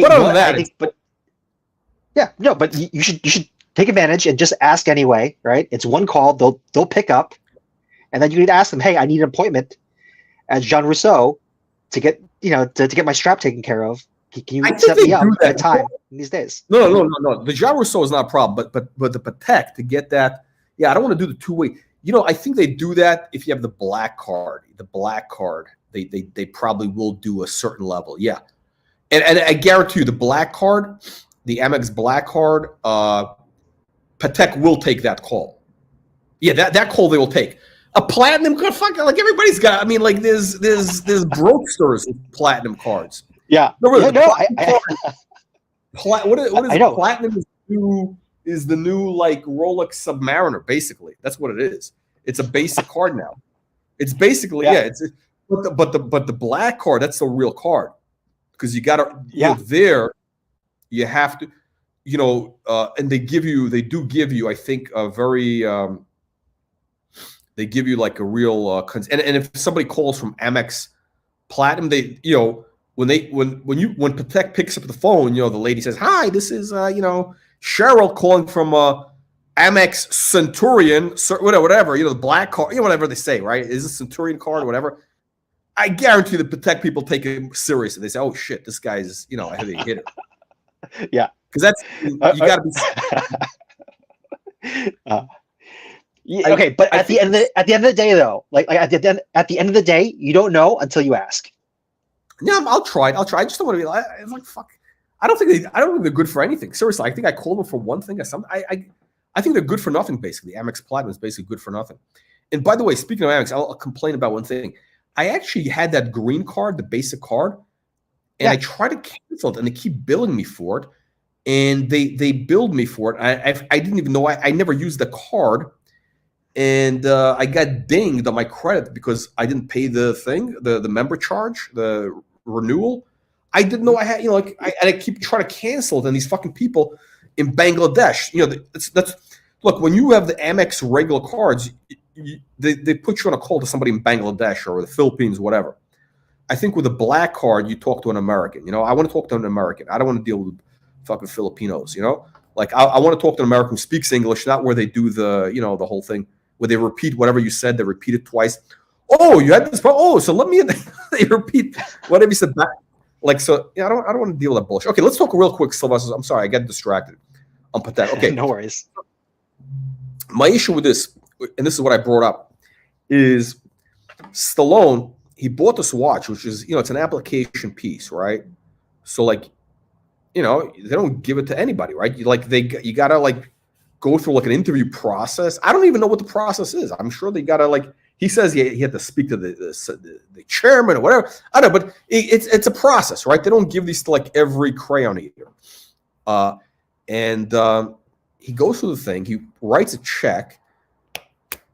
I don't know, how much is this retail? Is it $2 million plus? A lot of money. It's not cheap. Mm-hmm. And he gets the watch. He never unwraps it. I mean, what do you think of that? Do you think Patek is blacklisting the guy? I don't know. I mean, he's okay. So I think if you have a certain amount of fame, like you're not going to get blacklisted unless you do something that's like way, way out of line. So listen, but companies, they don't need no. First of all, they would do it just. First of all, they don't give a shit about the guy because what is he? He's not going to move the needle for Patek, right? Like, what do you think he's going to buy? $50 million in watches? No. What's the guy going to spend with Patek? A couple $100,000 a year, maybe. They could give a shit about Stallone, but the what do you call it? The hang on a second. These brands, but they do get annoyed if somebody like screws with them. So did we send out the email blast about this? Yeah. The story about Steve Wynn and Ferrari? No, tell me about it. So when the Wynn Hotel opened in Vegas, they had a Ferrari dealership in there. He basically owned it, him and a partner, whatever. But basically, he had he had a watch store. It was called, I think, Wynn Watches and the Ferrari dealership. He had a Ferrari dealer, and what happened was he bought, I forgot the model of the car. It was like a hyped car. It was one of their like really hyped cars. This is like 15 years ago or something. And he basically bought it himself, right? And he flipped it for profit. He made like $1 million on it, whatever, right? Like, does this guy really need $1 million? Like, he's a billionaire, multi-billionaire. At the time, he was a multi-billionaire also. But a lot of these guys, they just like doing it because it makes them feel like it's an ego thing. It makes them feel smart or something that they can flip. Whatever. Who knows? Who knows, right? Who knows what the thinking is? Who knows what the thinking is, right? But he flipped the Ferrari, and Ferrari found out. And, they had a meeting. I guess they met. And, he basically told them, how should we say in polite, we're going to keep this show polite. We're going to use polite language. But, he basically told them to, take a hike in slightly more colorful terms, he said it to them. And, the guy has a big temper. He's the guy. I don't know if they're saying he was, he's, I'm not saying he was in the mob, but he's adjacent, mob adjacent, basically. I don't know if he claimed that he would bury them in the desert, but you really don't want to mess with Steve Wynn. Like, you really don't, right? And, I'm not saying he's going to kill anybody. I'm not saying but you really, and he basically threw him out of his office And I mean, they told him we're going to take your, and they pulled the dealership from him. So he lost the Ferrari dealership at the win.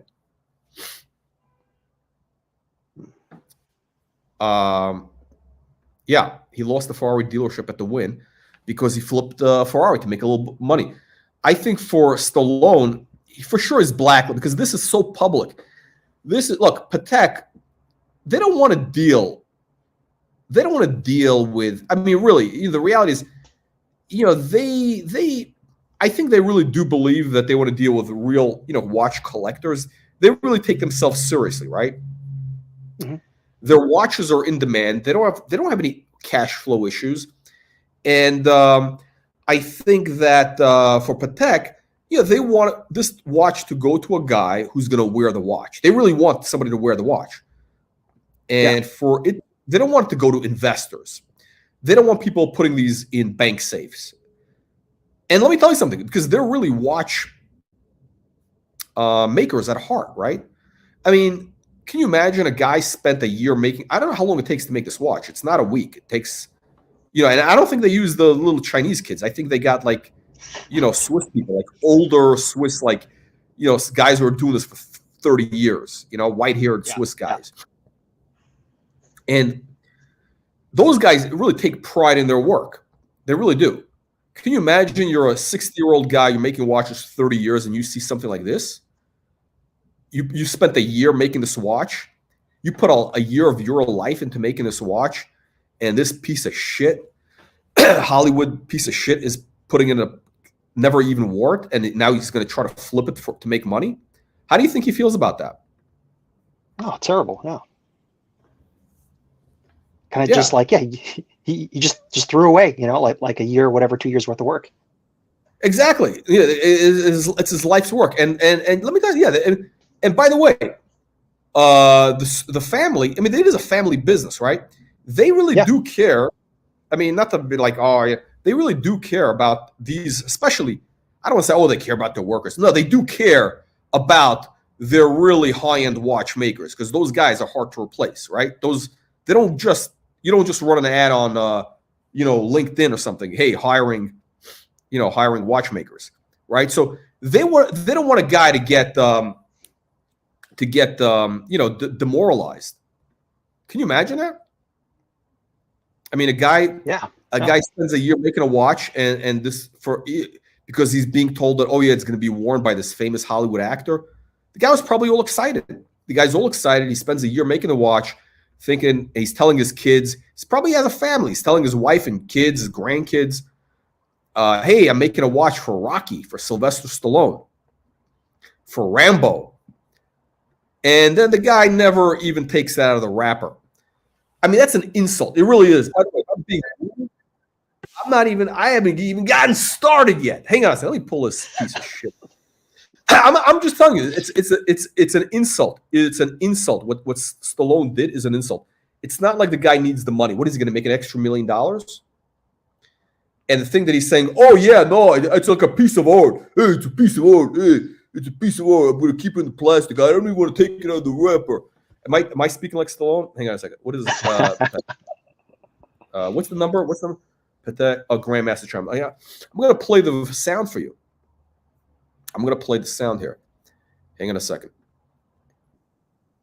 Okay, hang on. Okay, we're going to play the sound.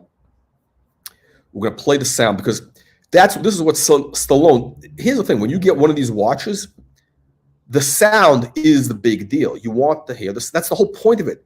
The specialists, there's guys who spend their lifetime perfecting this, and Stallone just throws it all in the garbage. Okay, let's listen to this.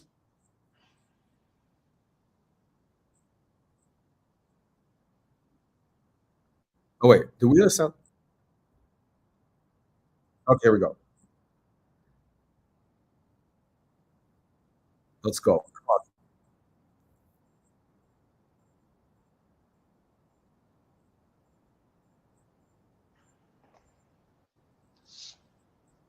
Woo!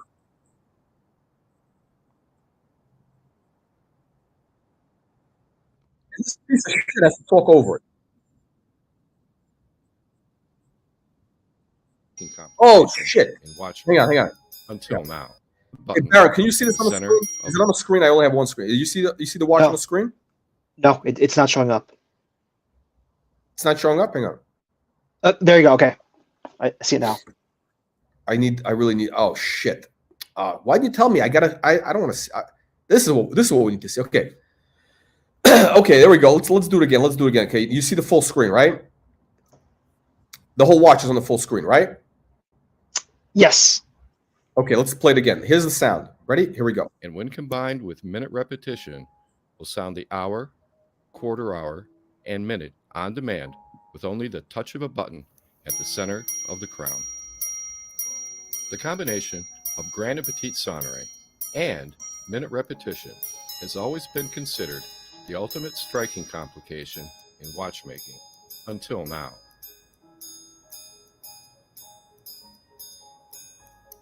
How amazing was that last? And minute repetition has always been considered the ultimate striking complication in watchmaking until now.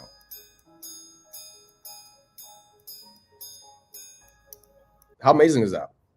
Yeah, it's got a good like rhythm to it. So because I've heard the chimes from Ulysse Nardin. I don't know how to explain it, but it's not different. It's more like I think the Patek has more of a rhythm to it. Even though I don't know if that even makes sense for a mechanical watch, but yeah, I don't know. Oh, so Perry TV is saying that Patek didn't charge.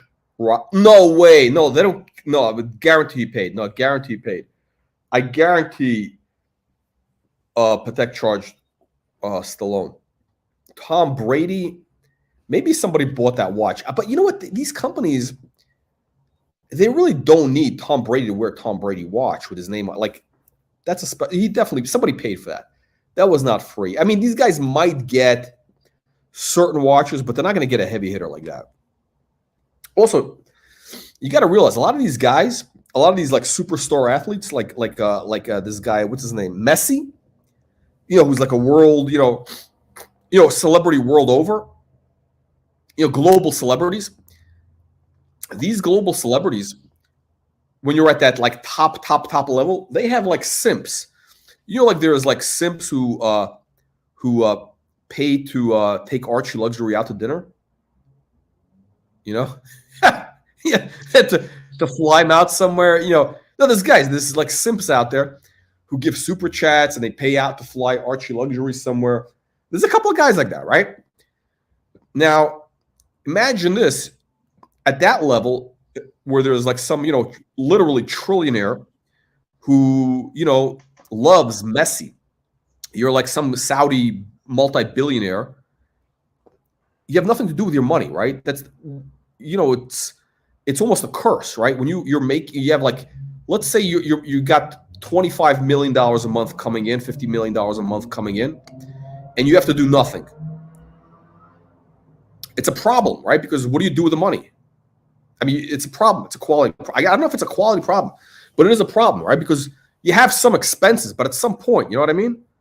And for a guy like that, he loves Messi or he loves Rocky, he might buy him a watch and say, hey, come and meet me. I think I heard a story about some rapper. Was it on one of these shows? It could be bullshit. But if the guy's saying it, probably there is some level of truth. I think, who was it? Was it a rapper or a comedian? It was like a B-list guy, not maybe a C-plus list guy.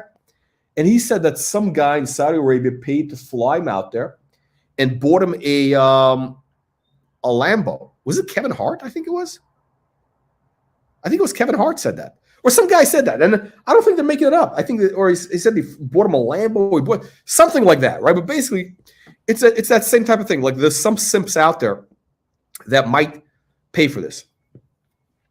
RM, okay, I agree. RM probably does give a free watch. Yeah, they gave that guy a free watch because to use his name. For sure. They would give Tom Brady a free watch. But they wouldn't put his name. I don't know. I don't think AP would do that. I don't think AP. Yeah, no, Patek definitely. Patek is a high-class company. They're not a hoard-out company. No, they definitely pay for watches. Unless, if you're talking about, no, these guys definitely, if you're talking about I know, like at the Oscars, there's like a gift bag. They give gift bags which have like they may have a Rolex in them, but it's usually going to be like a basic one.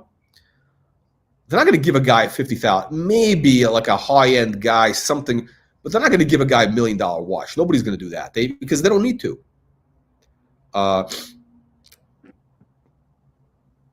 What is Baron Perry saying?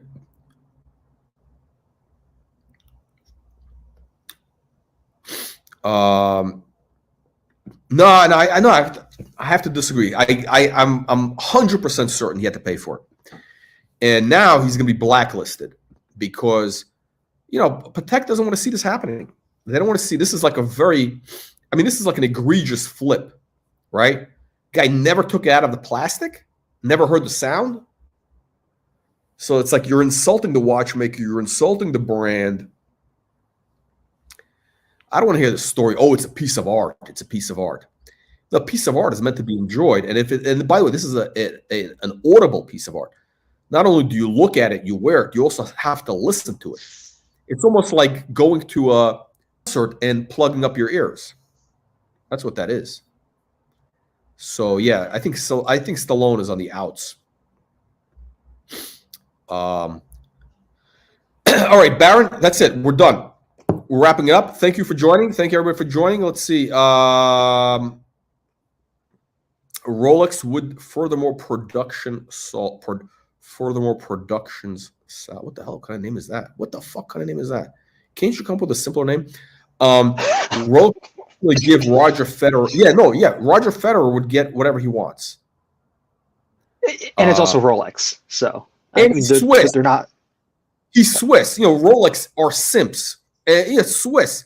How many Swiss superstars can you name? How many can you name on one hand? One? I mean, how many global ambassadors for Switzerland are there? There's only one. The Swiss love Roger Federer. I mean, he's like their ambassador. They use him for what's that, coffee machine or whatever? They use him for. I mean, how many brands? This guy is like. And he's like a nice, clean guy. What they say about Obama, they called him a nice, clean guy. Biden, isn't that what he called him? Called him a nice, clean guy. Roger Federer is a nice, clean guy. He's like, stays out of trouble. He's, family guy, business guy, he's a great, good corporate ambassador. They probably tell him, hey, Roger, here, we got $1 million watch for you. Can you show up at our next meeting or whatever it is, right? He shows up and, he shakes hands with all the crayon eaters and the window lickers. The VIP. I wonder if Rolex has, VVIP customers that they really do stuff with. Do you think they have that? I don't know. Oh yeah, absolutely. Because Rolex, because they do the custom dials for like the Middle Eastern buying groups. Yeah, but do you think they really would give them that type of treatment where they say, hey, we're going to fly you out and we'll take you. Okay, we'll take you out, and we'll have Roger. You can meet Roger here. We're going to fly. I don't think they're going to. They might say, yeah, Roger's going to be here on a date, but they're not going to really, because I don't think Rolex gives a shit. They're a charity, right? They don't need to make money. Yeah, and I think their individual watches, their individual new production watches don't really hit that price point where it makes it worth it for them. While Patek, they could sell like $1 million watch and be like, all right, it's worth it to do something special for that client. What do you think of the Rolex Panda Daytona? I guess that's with the ceramic. Baron, what do you think of the ceramic, the new Daytona? I have no opinion on it. I'm not big on Daytonas, or chronographs in general. I think it's absolute garbage. It's pure trash. It's à la poubelle. No, really, it's a piece of shit. The ceramic, the black ceramic, it looks cheap. It really looks cheap. It looks like it's plastic. I don't even like it on any of the watches, especially on the Daytona. The steel or the gold, the bezel, the metal bezel with numbers on it. I don't even know what those numbers. I don't even know how to use a watch. I have no idea. I've never had one. I've never had an interest in one. But whatever those numbers are, that's what gives it that look. It gives it that kind of sporty look, like you're going out into space or something. You're going you're driving for Le Mans or whatever. That I think that bezel makes the watch, and the ceramic. I don't know. I think people are drinking the Kool-Aid. It's so ugly, and I don't think it's going to stand the test of time. It's going to look tacky. By the way, in today's email, if you get our free weekly email newsletter, click the link in the video description below. It is the one on the right. We got watch market news and everything. And we showed today, we have a picture of Rolex Daytona, white gold with a blue dial, which looks amazing. And we had a review. We got a white gold blue dial Daytona. And the same guy also has a white gold Patek Nautilus perpetual calendar, right? The 5740, if I'm not mistaken. 5740. And both amazing watches. And the Daytona with that white gold and the blue dial, the sunburst blue dial, and the white gold bezel, I think it looks amazing. I think that watch is a buy. I think that watch is a buy. Like, it's 35 grand, which is, it's not cheap. But I don't know. I don't think that watch is going to get any cheaper. No, it's almost 40. It's almost 40 grand. I mean, where is it going to go to? 30 grand? I don't think it's going to go to 30. It's going to be 35. How much are the steel ones? I mean, the steel ones, the ceramic ones are like in the 30s. No? 28. White gold. What is 5205? I don't keep track of what is the Patek 5205. Let me look this up. I don't even know offhand. Patek 5205. Oh, we got Bobby Google typing away. I can hear Bobby Google typing. Oh, this is the watch we just showed. Oh, and the blue doll is asking. Oh, not bad. Let me see how much these are. 5205G. That is the way to go, I think. If you're going to do Patek with, how much are these just on chrono? Is he talking about the blue dial? Hang on, blue dial. Let's see how much these are. Low to high. How much low to high on chrono? 47 grand. Oh, this is the one. Baron, this is the one. You said you like this better than the 5396, right? You like because it doesn't cut into the... Yeah, the date window doesn't cut into the subdial. Yeah. Hang on, let me get out of this. Let me pull this. Okay, this is okay. I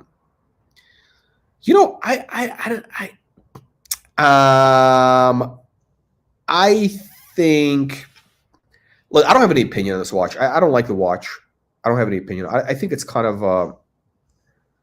So with Patek, right? So let's talk about best in breed, right? I think when it comes to Patek, you want a classic-looking watch because Patek is known for elegance, right? Elegant watch, timeless design. Would you agree? When you think Patek, I agree. Yeah. In theory, Patek is elegant, classic design. Yeah. So then the question is, does this watch fit into that mold? Yes. I'm going to say it. Okay, so I think there are elements of this watch that are going to I mean, even now it's starting to look dated a little bit. I didn't even notice these lugs. I didn't even notice. I've never really paid attention to this watch. I never noticed these lugs. I'm glad this guy brought it up so I could hate the watch more. No, it's a little bit gimmicky. These are a little bit, it's not bad. It's a little, these lugs are a little bit gimmicky, but it's not extreme. It's not, it's relatively streamlined, right? It's relatively streamlined. I think the watch is a timeless watch. I mean, I think it's going to look good in 20 years. I mean, it may look a little dated, maybe a little bit, but I would say it's relatively timeless. I would go with the if you're going to go with an annual calendar. I mean, like, look, if you basically, I mean, look, I'm assuming you got you want to spend like under 50 grand, right? So, and you want to go with white gold. I would go for this.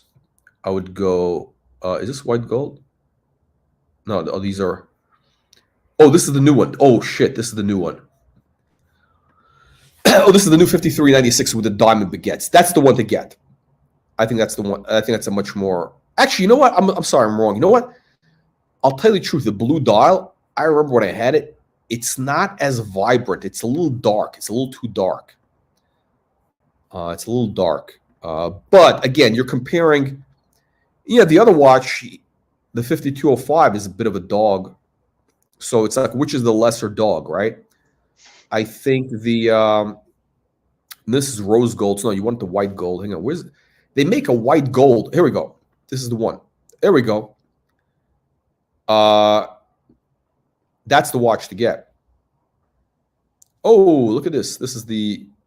Can you imagine these tomato? Remember, I did a video on this. The tomato cans from Happy Jewelers were selling a banged up version of this watch for 55 grand. Actually, they just did a video with that guy, producer Michael.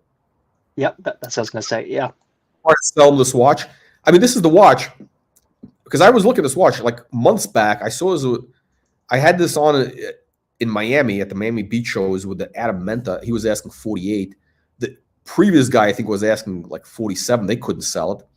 And now these degenerates in Orange County, Happy Jewelers, trying to get 55 grand for this watch, which is now this is not theirs. Theirs is banged up. It's scratched up. Now this one, it looks pretty clean, but you know what? No, it does have some. It does have some scratches. Theirs has got some deep gouges. It was really worn. This one has got some. And the problem with this is this bezel is a scratch magnet because it's so broad. It's like, by the way, that's the problem I have with the JLC, the dual time. The bezel, it's kind of broad. It's a little bit. It's not as big as the Patek, but it is broad. And the other day, I didn't have it under a sleeve. I was wearing a short sleeve. And I thought, hey, okay, no. And sure enough, I got a little scratch, which whatever. But you don't want these things. You don't want it,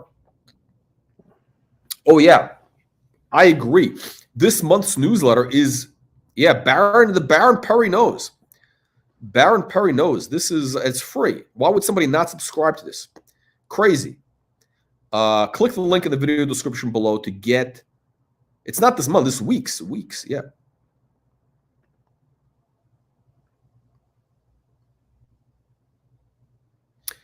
Okay, the 5205 is not thin. No, it's a bulky watch. Rory James. By the way, if anybody has one of these watches, hop on. Would love to show one of these. Do not an unboxing, whatever you want to show us. This watch is okay, but yeah, the 5205 is a bulky watch. You know what? It looks kind of fat. It looks overweight. You know what I mean? Like this watch is relatively slim. It's relatively slim, right? It's by the way, the white gold. It's beautiful. Oh,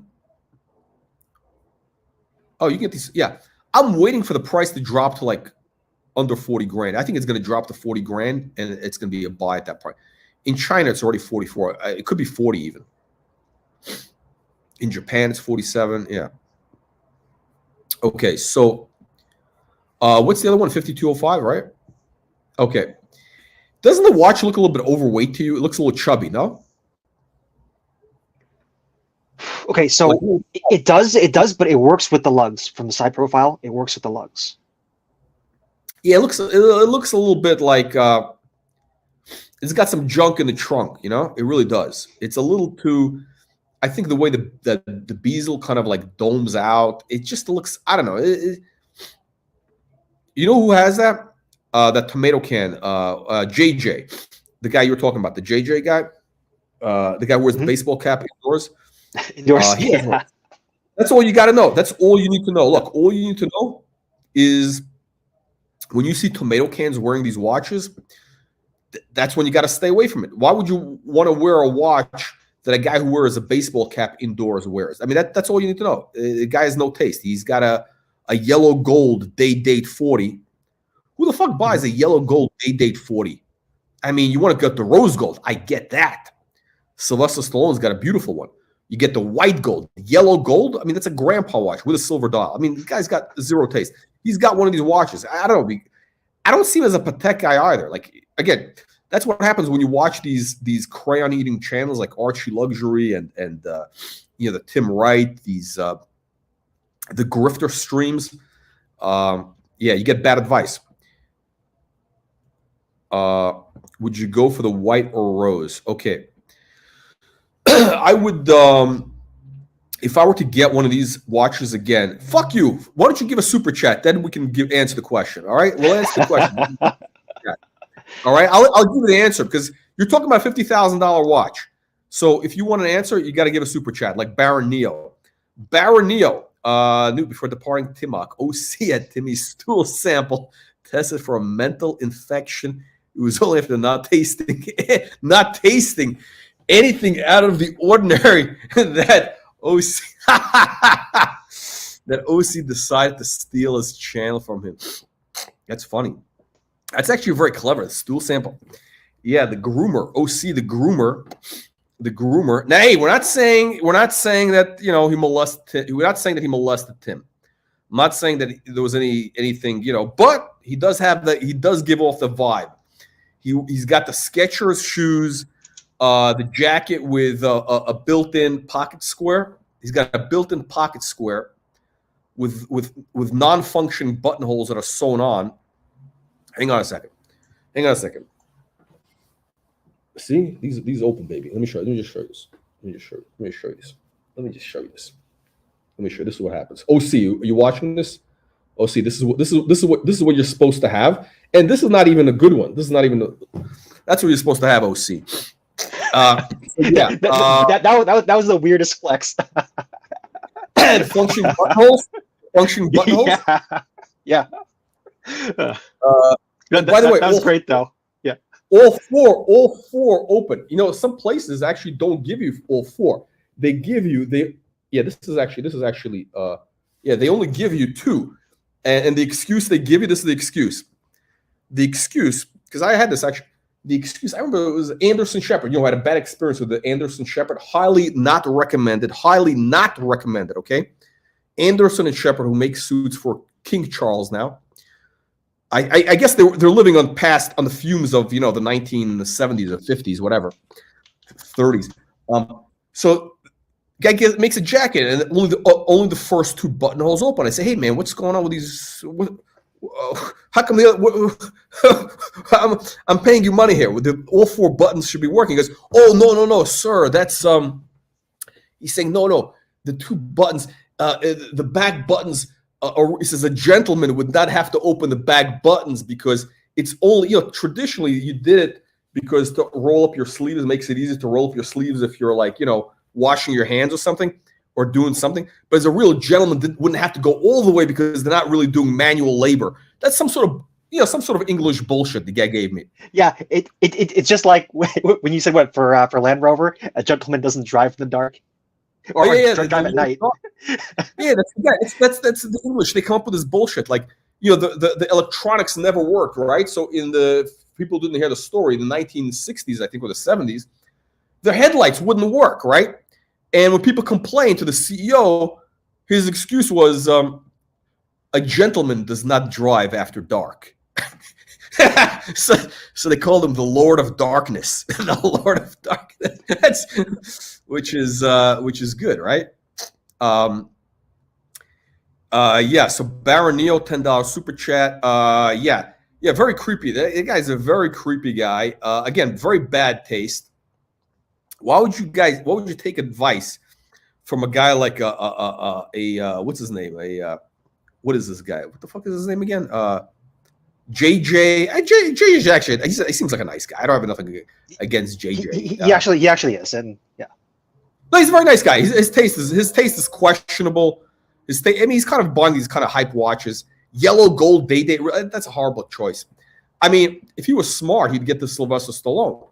The rose gold with the green dot, it's going to be up for auction, which says Sly in the back. That's the watch to own, not yellow gold. Yellow gold it's tacky on a date 40. You can do it with a 36 millimeter, the old one. It's a vintage watch. it gets beaten up, the bracelet gets stretched. That's the look. That's the vintage look. A modern Rolex should not be yellow gold. It should be rose gold or white gold. That's just my opinion. It's just the yellow gold. Rolex doesn't do yellow gold very well. They really don't. AP does it amazingly.